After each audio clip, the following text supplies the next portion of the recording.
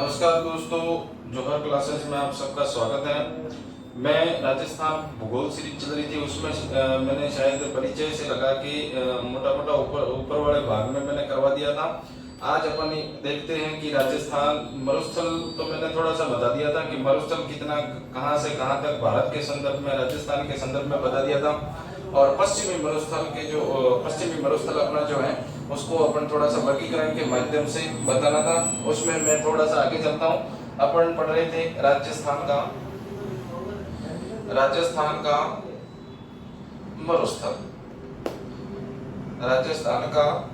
मरुस्थल, यहाँ तक बात की थी। अब देखो राजस्थान का मरुस्थल, इसका मतलब क्या है? ये मान लो ये राजस्थान का नक्शा है, इसमें अपने को यहाँ से लगा कि यहाँ तक, मैं छोटा सा इसी भाग की बात करूंगा। इस भाग को पढ़ना है, आगे वाला जो भाग है उसको अभी छोड़ देंगे, जो ऊपर वाला जो भाग है उसी भाग को अपन पढ़ेंगे, यानी कि इसी भाग को पढ़ना है। इस भाग को मैं थोड़ा सा मिटा देता हूँ। ये लो, ये वाला जो भाग है इस भाग को पढ़ना है। इसका मतलब सीधी बात यह है कि इसी भाग को मैं कितने भागों में करता हूँ? 2 भागों में। यानी कि मैं राज्य की मरुस्थल का वर्गीकरण, मरुस्थल का क्या करेंगे? वर्गीकरण करेंगे। इस मरुस्थल का जो वर्गीकरण करेंगे अपन कितने भागों में करेंगे? 2 भागों में। कितने भागों में करेंगे? 2 भागों में। एक तो होता है बालू का स्तूप मुक्त प्रदेश, और इसी का एक दूसरा भाग होता है जिसका नाम है बालू का स्तूप युक्त प्रदेश। यानी कि मैंने इस मरुस्थल को कितने भागों में कर दिया? 2 भागों में। इस मरुस्थल को ये जो मैंने 2 भाग किए, एक मिनट थोड़ा सा, इस मरुस्थल के मैंने भाग कितने बनाए थे? 2 भाग। एक तो इसका वर्गीकरण में एक तो आ जाएगा शुष्क मरुस्थल या मरुस्थलीय प्रदेश, और एक दूसरा हो जाएगा अर्ध शुष्क मरुस्थलीय प्रदेश। अर्ध शुष्क मरुस्थलीय प्रदेश। मरुस्थल को मैंने कितने भागों में कर दिया? 2 भागों में। यानी कि राजस्थान का संपूर्ण मरुस्थल था, उसको अपन कितने भागों में कर रहे हैं? 2 भागों में कर रहे हैं। ऊपर वाला जो भाग था, इस भाग को तो अपन ने क्या बोल दिया? 2 भाग बनाए। एक भाग को तो क्या बोल दिया? शुष्क मरुस्थलीय प्रदेश, और दूसरे वाले भाग को क्या बोल दिया? अर्ध शुष्क मरुस्थलीय प्रदेश। मैं इसी भाग को, इसके भी मैं उपभाग बनाता हूँ, यानी कि इसके मैंने 2 उपभाग बनाए। किसके? शुष्क मरुस्थलीय प्रदेश के। एक तो बनाया मैंने बालू का स्तूप मुक्त प्रदेश, और दूसरा जो मैंने बनाया जिसका नाम है बालू का स्तूप युक्त प्रदेश। इधर देखते हैं, इसके भी मैं कुछ उपभाग बनाऊंगा। सबसे ऊपर जो इसका अर्ध शुष्क जो मरुस्थलीय प्रदेश है उसमें सबसे ऊपर बनाऊंगा जिसका नाम है गग्गर बेसिन, और दूसरा जो हो जाएगा उसको कहा जाता है शेखावाटी, तोरावाटी, आंतरिक प्रवाह क्षेत्र,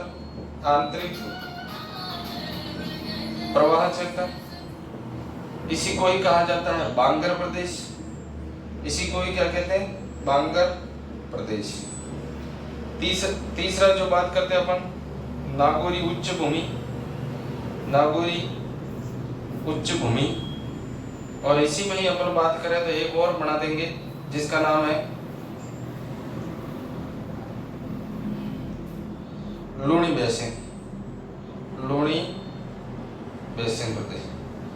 देखो दोस्तों, मैंने इसके कितने भाग, मरुस्थल के कितने भाग किए? 2 भाग। एक भाग का नाम क्या है?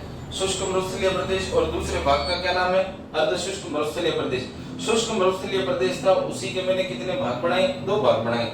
एक बनाए जिसका नाम क्या है? बालू का स्तूप मुक्त प्रदेश, और एक भाग जो बनाया जिसका नाम है बालू का स्तूप युक्त प्रदेश।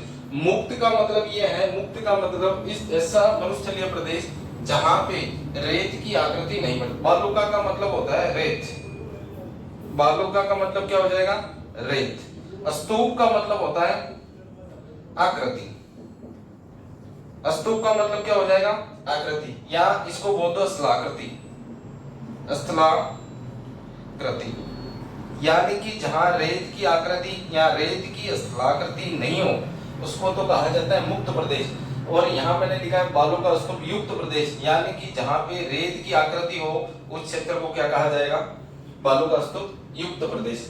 बालुका का मतलब सीधा सीधा मतलब है रेत, और स्तूप का मतलब होती है आकृति, या इसी को ही कहते हैं स्थलाकृति, रेत की आकृति या रेत की स्थलाकृति। तो इसको मैंने बताया बालू का स्तूप मुक्त जो प्रदेश है राजस्थान में वो है 41.50%। कितना प्रतिशत है, 41.50%। और ये जो मैंने शेष जो भाग है बालू का स्तूप युक्त प्रदेश वो कितना है, 58.50%। ये कितना माना जाता है, 58.50%। यानी कि दोनों के बीच में जो अंतर है, यानी कि कितना क्षेत्र कौन सा है, तो ये मैंने क्षेत्र परसेंट के हिसाब से मैंने बता दिया कि मुक्त प्रदेश जो है 41.50 है और युक्त प्रदेश जो है वो 58.50% है। तो इस भाग के अनुसार अपन एक एक भाग को उठाएंगे और एक एक भाग की व्याख्या करेंगे। तो यहाँ ये चीज समझ में आ गई होगी कि मरुस्थल को मैंने दो भागों में डिवाइडेशन किया, पहला शुष्क और दूसरा अर्धशुष्क। शुष्क को मैंने दो भागों में डिवाइडेशन किया, एक का बालू का स्तूप मुक्त प्रदेश और एक का बालू का स्तूप युक्त प्रदेश। मुक्त प्रदेश का मतलब ये होता है सीधा सीधा कि जहां रेत की आकृति ना हो या रेत की स्थलाकृति ना हो उस क्षेत्र को कहा जाएगा मुक्त प्रदेश, और जहां रेत की आकृति हो उस क्षेत्र को कहा जाएगा उक्त प्रदेश। मुक्त प्रदेश 41.50 और युक्त प्रदेश 58.50। फिर मैंने बताया अर्धशुष्क प्रदेश। शुष्क का मतलब तो ये है कि जहां 25 सेंटीमीटर से कम वर्षा होती हो। इस क्षेत्र में कितनी होगी, 25 सेंटीमीटर से कम वर्षा, यानी कि 25 से लगा के 0 सेंटीमीटर तक इस क्षेत्र में क्या होगी, वर्षा, यानी कि 25 से लगा के 0 सेंटीमीटर तक वर्षा होगी, उस प्रदेश को कहा जाएगा शुष्क प्रदेश। और 25 से लगा के, यानी कि इस प्रदेश में वर्षा होती है 25 से लगा के 50 सेंटीमीटर तक, 25 से लगा के कितनी होगी, 50 सेंटीमीटर, उसे कहा जाएगा अर्धशुष्क प्रदेश।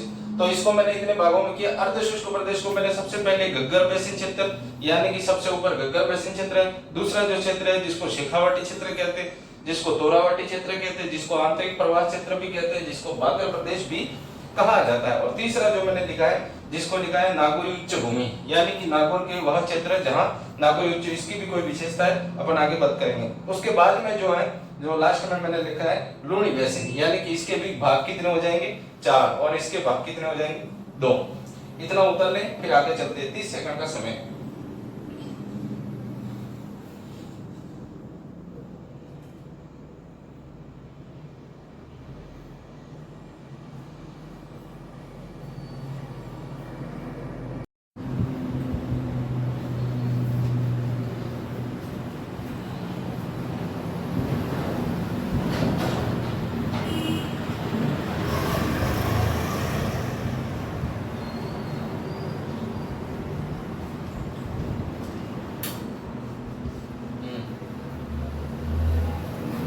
देखो अपन सबसे पहले लेते हैं बालू का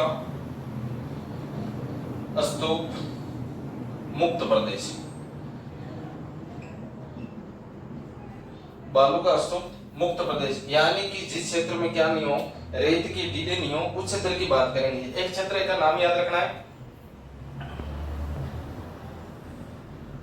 एक क्षेत्र है आपका मोहनगढ़, एक आपका है बालोतरा, एक है पोखरण। ये 3 क्षेत्र याद रखना है, पोखरण, मोहनगढ़ और बालोतरा। ये जो क्षेत्र है, पोखरण कहां पड़ता है तो आपको पता होगा जैसलमेर। मोहनगढ़ कहां पड़ता है तो मोहनगढ़ कहां पड़ेगा तो फलोदी, मोहनगढ़ नहीं फलोदी। यहाँ पे कौन सा होगा, फलोदी। फलोदी पहले किस में पड़ता था, जोधपुर में, वर्तमान में जिला पड़ चुका है, लेकिन पहले किस में आता था, जोधपुर में। और बालोतरा वर्तमान में जिला है, लेकिन पहले किस में पड़ता था, बाड़मेर में। ये 3 क्षेत्र याद रखना। इस क्षेत्र में क्या है, एक 3 परिभाषा याद रखनी है। एक पहली जो परिभाषा है जिसका नाम है हम्मादा, पहली परिभाषा जिसका नाम क्या है, हम्मादा, यानी कि इसी क्षेत्र में, कौन से क्षेत्र में, पोखरण, फलोदी और बालोतरा, इस क्षेत्र में चट्टानी मरुस्थल को, कौन से चट्टानी मरुस्थल को क्या कहा जाएगा, हम्मादा कहा जाता है। यानी कि पोखरण, फलोदी और बालोतरा, इस जगह, इन जगह के बीच में जो चट्टानी मरुस्थल पाया जाएगा उसे क्या कहा जाएगा, हम्मादा। अब जरूरी तो है नहीं कि पूरे मरुस्थल में चट्टानी ना हो, तो चट्टानी क्षेत्र यानी कि चट्टानी मरुस्थल को क्या कहा जाता है, हम्मादा कहा जाता है। तो यहाँ चट्टानी मरुस्थल को हम्मादा कहा जाता है, कहा जाता है। चट्टानी मरुस्थल को क्या कहते हैं, हम्मादा कहते हैं। एक आपको याद रखना है इर्ग, एक आपको कौन सा याद रखना है, इर्ग, और एक आपको याद रखना है रेग। इर्ग, रेग, ये चीजें आपको याद रखनी है। रेग का मतलब तो सीधा सीधा होता है मिश्रित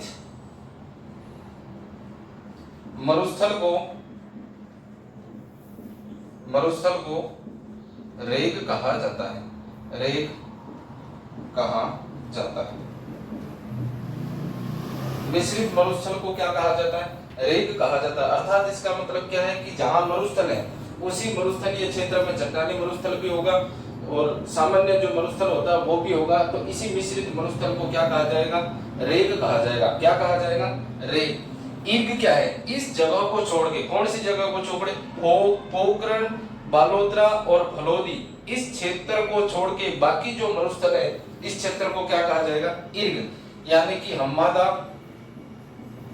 क्षेत्र को छोड़कर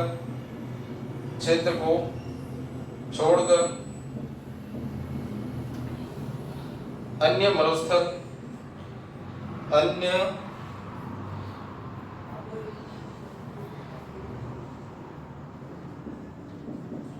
मरुस्थल को इर्ग कहा जाता है। क्या कहा जाता है, इर्ग कहा जाता है। ये ध्यान रखना, इर्ग कहा जाता है।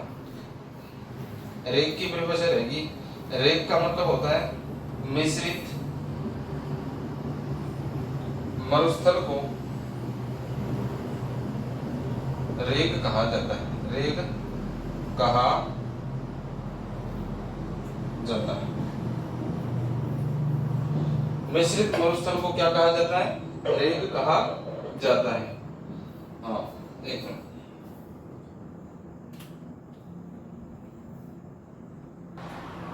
देखो दोस्तों, तीन चीजें मैंने बताई, हम्मादा, इर्ग और रेग। हम्मादा का मतलब क्या होता है, चट्टानी मरुस्थल को क्या कहा जाएगा, हम्मादा कहा जाएगा। इर्ग किसे कहा जाएगा, जिस क्षेत्र में चट्टानी मरुस्थल है उस क्षेत्र को छोड़ के अन्य जो राजस्थान का मरुस्थल है उस क्षेत्र को इर्ग कहा जाता है। क्या कहा जाता है, इर्ग कहा है। रेग किसे कहते हैं, मिश्रित मरुस्थल को क्या कहा जाएगा, रेग कहा जाएगा। एक चीज और याद रखनी है, यहाँ सेज, क्या याद रखनी है, सेज याद रखनी है। यानी कि सेज का मतलब क्या होता है, तो यहाँ याद रखोगे SEE, solar energy enterprises zone. सोच का पूरा नाम क्या है, सोलर इंटरप्राइजेज जोन। ये किसका पूरा नाम है, सेज का पूरा नाम है। किसका पूरा नाम है, सेज। तो ध्यान रखना, सेज क्या है, तो सेज का पूरा नाम हो जाएगा सोलर एनर्जी इंटरप्राइजेज जोन, यानी कि सेज। तो ये चार चीजें मैंने बताई, ये चार चीज याद कर ले, यहाँ उतार ले इसको फटाफट। 30 सेकंड का समय, फिर अपन आगे चलते हैं।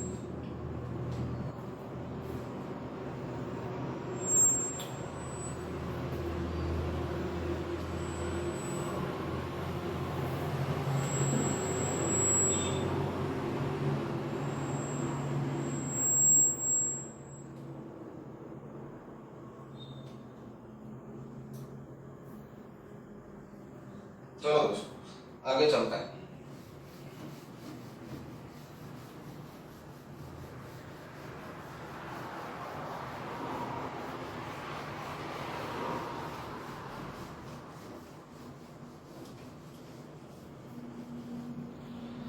आगे कुछ परिभाषाएं हैं, एक परिभाषा आपको याद रखनी है प्लाया, और एक आपको याद रखनी है रन या टाट। रन या टाट। प्लाया किसे कहते हैं? प्लाया ध्यान रखना, प्लाया शब्द स्पेनिश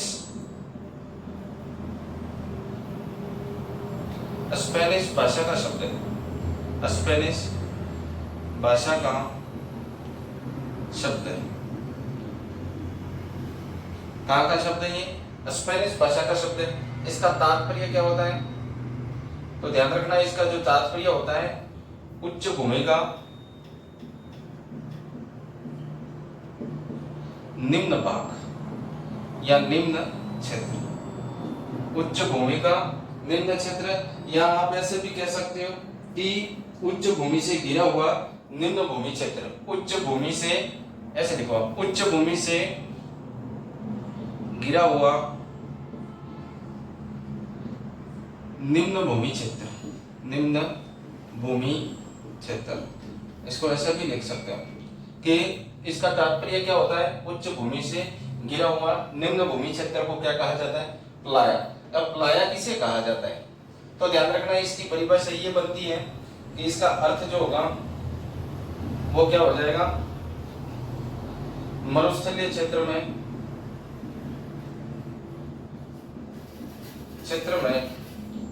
खारे पानी की बड़ी झीलों को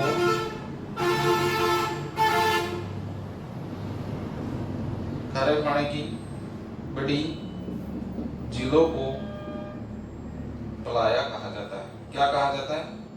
प्लाया। प्लाया कहा जाता है। प्लाया कहा जाता है। ये ध्यान रखना, मरुस्थलीय क्षेत्र में खारे पानी की बड़ी झीलों को क्या कहा जाता है? प्लाया कहा जाता है। ये ध्यान रखना है कि मरुस्थलीय क्षेत्र में खारे पानी की बड़ी झीलों को क्या कहा जाता है? प्लाया। आपसे पूछे सर्वाधिक, तो आपको करना है जैसलमेर। सर्वाधिक कहाँ हो जाएगी? जैसलमेर। मरुस्थलीय क्षेत्र में खारे पानी की बड़ी झीलों को प्लाया कहा जाता है। आपसे नोट लगा के याद रखना है, सहारा मरुस्थल में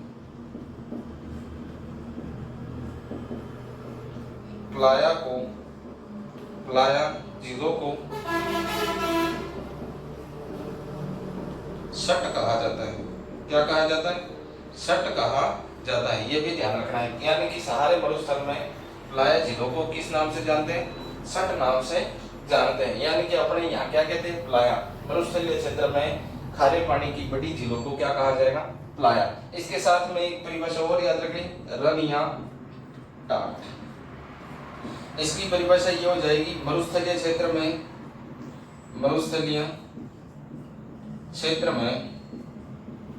खारे पानी की छोटी झीलों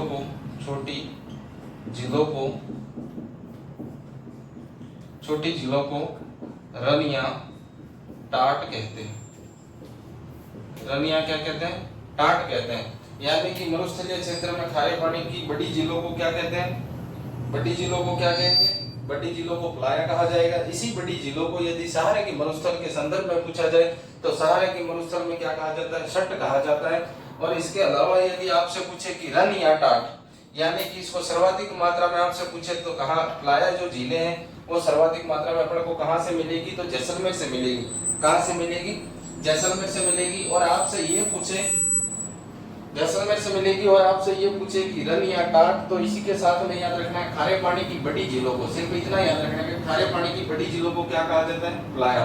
खारे पानी की छोटी झीलों को क्या कहा जाता है? रन या टाट कहा जाता है। क्या कहा जाएगा दोस्तों? रन या टाट। इतना उतार ले, फिर आगे चलते हैं जल्दी, 30 सेकंड का समय।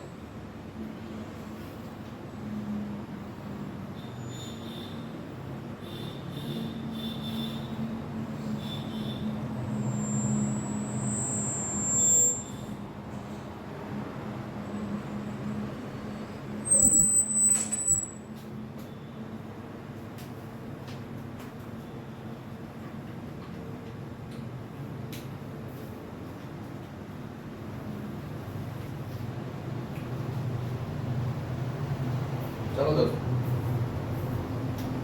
आगे।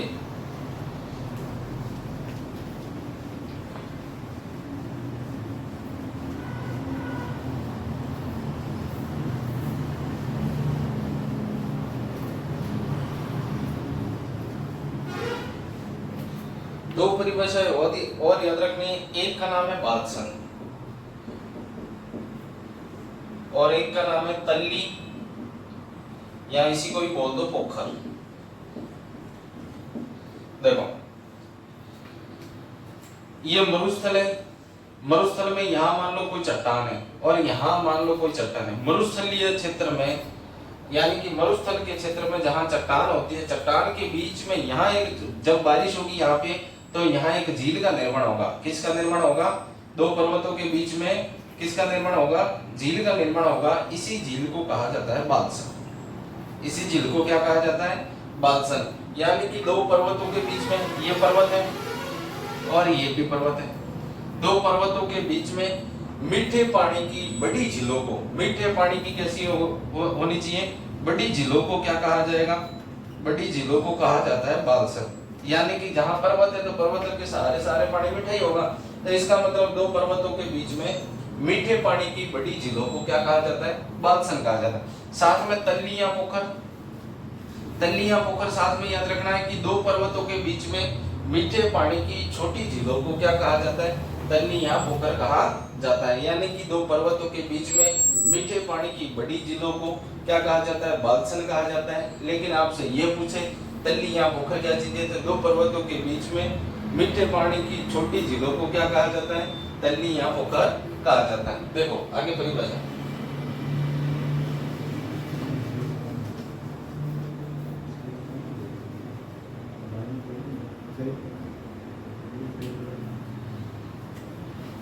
दो पर्वतों के बीच में,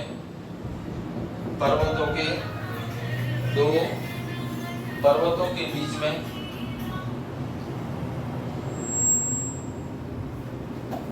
मीठे पानी की बड़ी झीलों को, मीठे पानी की बड़ी झीलों को बालसन कहा जाएगा। बालसन कहा जाएगा। आपसे ये पूछे तल्ली या पोखर, एक ही बात, तल्ली या पोखर किसे कहते हैं? तो ध्यान रखना, दो पर्वतों के बीच में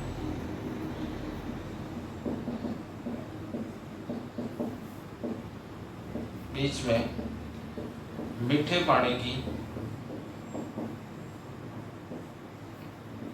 छोटी झीलों को, छोटी झीलों को तल्ली या पोखर कहते हैं। पोखर कहते हैं, ये याद रखना। कठिन कृषि एक और याद रखना, कठिन कृषि, ये कृषि पालीवाल ब्राह्मणों के द्वारा, पालीवाल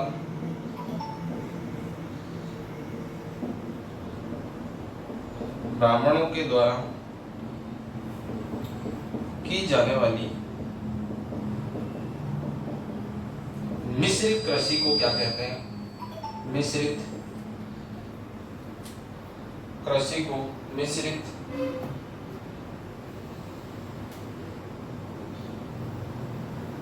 कृषि को कठिन कृषि कहा जाता है। कठिन कृषि कहा जाता है। मिश्रित कृषि को क्या कहते हैं? कठिन कृषि कहते हैं। मिश्रित, एक चीज और याद रखने साथ में, मिश्रित अनाज की रोटी को, अनाज की रोटी को, मिश्रित अनाज की रोटी को क्या कहते हैं? क्या कहते हैं? कभी आपने सुना होगा जैसे मक्के की रोटी बनती है वैसे ही वो मिश्रित अनाज की रोटी बनती है। मिश्रित अनाज की रोटी को बेजड़ कहा जाता है। क्या कहा जाता है? बेजड़ कहा जाता है। लेकिन आपसे पूछे बेजड़ा क्या है, साथ में ध्यान रखना है, नोट लगा के, बेजड़ा, तो बेजड़ा ध्यान रखना है, पान की खेती को बेजड़ा कहा जाता है। खेती को बेजड़ा कहा जाता है, कहा जाता है। ये साथ में ध्यान रखना है कि मिश्रित जो कृषि करते हैं उस कृषि को तो क्या कहते हैं, खड़ी कृषि कहते हैं। यानी कि ये किसके द्वारा की गई थी, पालीवाल ब्राह्मणों के द्वारा। यानी कि एक जो खेत है, इस प्रकार का कोई खेत है, इसी में कई प्रकार का अनाज बोया जाएगा, इसको तो कहा जाएगा मिश्रित कृषि। और इसी मिश्रित कृषि को क्या कहा जाएगा, खंडित कृषि। इसी को ही क्या बोल देंगे, खंडित कृषि। और मिश्रित अनाज की रोटी जो बनेगी उसको बेजड़ कहा जाता है। और आपसे पूछे बेजड़ा क्या है, तो ध्यान रखना पान की खेती को बेजड़ा कहा जाता है। यानी कि सर्वाधिक राज्य आपसे ये पूछ ले कि राज्य में सर्वाधिक पान की खेती कहाँ की जाती है, तो ध्यान रखना करौली।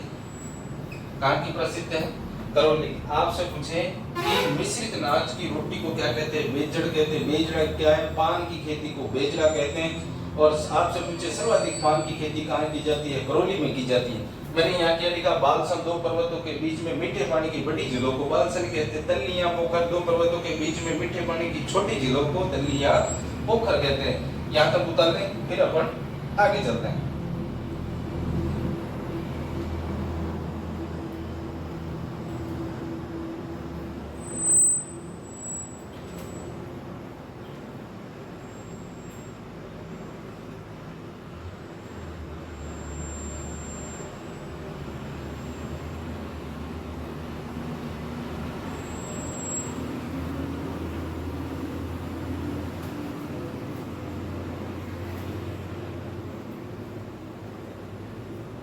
चलो दोस्तों आगे चलते हैं।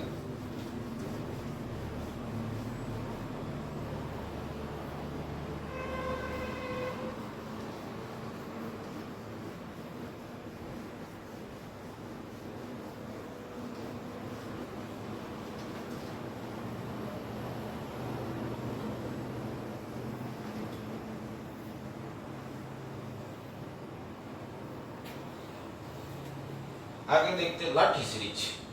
लाठी सीरीज ध्यान रखना इस प्रकार से, ये लो मोहनगढ़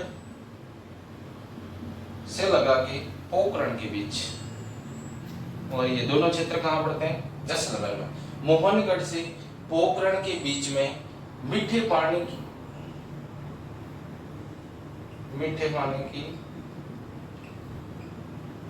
भूगर्भीय जलपट्टी। ये ध्यान रखना, कैसी पट्टी है ये, भूगर्भीय जलपट्टी। यानी कि भूगर्भ का मतलब क्या हो जाएगा, भू का मतलब होता है पृथ्वी, भू का मतलब क्या हो जाएगा, पृथ्वी। और गर्भ का मतलब हो जाएगा आंतरिक। गर्भ का मतलब क्या हो जाएगा, आंतरिक। यानी कि पृथ्वी के आंतरिक भाग में मीठे पानी की जलपट्टी को क्या कहा जाता है, लाठी सीरीज। यानी कि कहाँ पे है ये, मोहनगढ़ तथा पोखरण के बीच में। मोहनगढ़ तथा पोखरण के बीच में पृथ्वी के आंतरिक भाग में मीठे पानी की जलपट्टी को क्या कहा जाता है, क्या कहा जाएगा, लाठी सीरीज। तो ये ध्यान रखना। इसी के ऊपर एक कुआं है, या इस प्रकार से कोई कुआं पड़ा हुआ है, इसी कुएं को कहा जाता है चांदन गांव में। ये कहाँ पे पड़ा हुआ है, चांदन गांव में पड़ा हुआ है, इसलिए इसी को ही कहा जाता है थार का गढ़ा। थार का गढ़ा किसे कहा जाता है, चांदन गांव में है, और इसी को कहा जाता है चांदन नलकूप। क्या कहा जाता है, चांदन नलकूप। इसी को ही क्या कहा जाता है, थार का गढ़ा। ये जो क्षेत्र है, यानी कि पोखरण तथा मोहनगढ़ के बीच में, यहाँ कुछ घासें उगती है। क्या घास, अब घास कौन सी, एक तो है सेवण, एक है तृणगम, करडी, दामन। ये प्रमुख रूप से यहाँ क्या है, घासें उगती है। यानी कि जहाँ मीठे पानी की जलपट्टी है, भूगर्भीय जलपट्टी है, उसी क्षेत्र में सेवण, तृणगम, करडी, धामण जैसी कुछ घासें उगती है। सेवण घास इंपोर्टेंट है। सेवण घास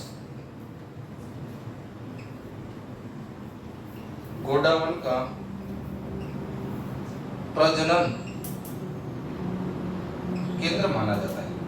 गोडावन का क्या माना जाता है, प्रजनन केंद्र माना जाता है। सेवण घास के चारे को क्या कहते हैं, ये भी ध्यान रखना है। साथ में क्या याद रखोगे, सेवण घास के चारे को लिलोण कहते हैं। क्या कहते हैं दोस्तों, ये भी ध्यान रखना है। सेवण घास के चारे को क्या कहते हैं, लिलोण। लेकिन आपसे पूछिए लीलन क्या है, तो बाबूजी की घोड़ी उसको क्या कहते हैं, लीलन कहते हैं। लेकिन आपको ध्यान रखना है लिलोण, लिलोण जो सेवण घास के चारे को क्या कहते हैं, लिलोण। ये चीज भी ध्यान रखनी है। सेवण घास घोड़ावन का क्या माना जाता है, प्रजनन केंद्र, यानी कि घोड़ावन की डिलीवरी करते यहाँ पे, यानी कि प्रजनन केंद्र माना जाता है। यहाँ कुछ घासें उगती है जिसका नाम है सेवण, तरडगम, करडी और दामन। फिर मैंने यहाँ बताया कि मोहनगढ़ से लगा के पोखरण के बीच में भूगर्भी, भूगर्भी शब्द का मतलब भूमि, पृथ्वी, गर्भ का मतलब आंतरिक भाग, यानी कि पृथ्वी का आंतरिक भाग। मोहनगढ़ तथा पोखरण, मोहनगढ़ से लगा के पोखरण के बीच में पृथ्वी के आंतरिक भाग में मीठे पानी की जलपट्टी को क्या कहा जाता है, लाठी सीरीज कहा जाता है। क्या कहा जाता है, लाठी सीरीज कहा जाता है। फिर ध्यान रखना, यहाँ जो मीठा पानी था तो यहाँ से बाहर निकला गया, कहाँ पे निकला, चांदनगांव में। कहाँ निकला गया, चांदनगांव में। इसलिए इसको क्या कहा जाता है, चांदन का नलकूप कहा जाता है। इसलिए इसको क्या कहते हैं, चांदन का नलकूप कहा जाता है। और इसी को ही कहा जाता है थार का गड़ा कहा जाता है। इसी को ही क्या कहते हैं, थार का गड़ा। साथ में दो चीजें और याद रखनी है, एक तो है काजरी और एक है आपरी।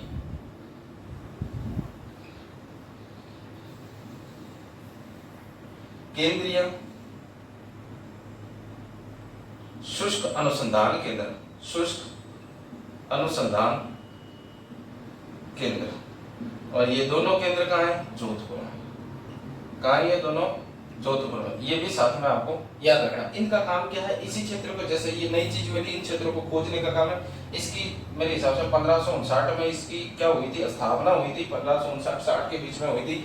और इसका उसका पूरा नाम है केंद्रीय शुष्क अनुसंधान केंद्र। और कहाँ पे है, जोधपुर में, काजरी और आपरी। बात समझ में आई। लाठी सीरीज मेरे हिसाब से इससे गहराई तक कोई नहीं है। लाठी सीरीज ध्यान रखना, मोहनगढ़ से लगा के पोखरण के बीच में पृथ्वी के आंतरिक भाग में मीठे पानी की जलपट्टी को क्या कहा जाता है, लाठी सीरीज कहा जाता है। इसी लाठी सीरीज में चांदन गांव में मीठा पानी निकाला गया, इसलिए इसको कहा जाता है चांदन नलकूप। इसी चांदन नलकूप को कहा जाता है थार का गड़ा। इसी भूगर्भीय जलपट्टी के ऊपर कुछ घासें उगती है, मैंने घासों के नाम लिखे, सेवण, तरडगम, करडी और दामन। और इसमें सेवण घास जो है वो घोड़ावन का क्या क्षेत्र माना जाता है, प्रजनन क्षेत्र माना जाता है। सेवण घास के चारे को क्या कहा जाता है, लिलोण कहा जाता है। ये उतार ले, फिर अपन आगे चलते हैं।